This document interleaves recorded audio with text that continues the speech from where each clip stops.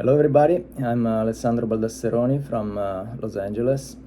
I've been like a long time user of ZBrush, I think since like 2005 or 2006. And for people like me, which belong to a generation of 3D artists which started doing 3D, basically poly modeling, ZBrush has been like incredibly like transformative in terms of like approach and even in terms of the kind of result that we could achieve with a fraction of the time.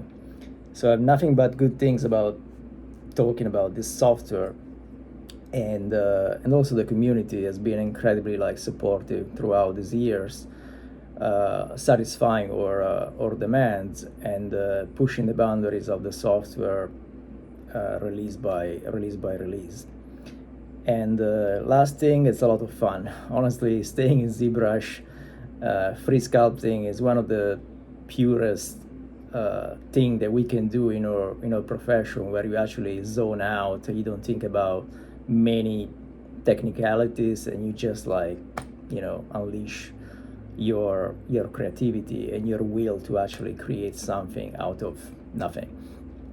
So thank you, ZBrush, and thank you for watching. Bye bye.